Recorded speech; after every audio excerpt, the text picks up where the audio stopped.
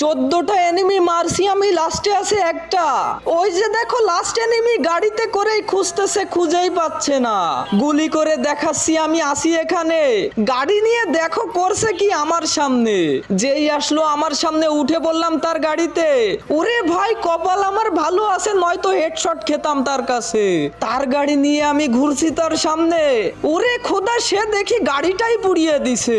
যেহেতু সে নতুন player, team up করলে দিব ভুইয়া তাকে, কারণ আমি নতুন প্লেয়ারদেরকে অনেকটা বেশি ভালোবাসি, এটা তোমাদের মানতে হবে।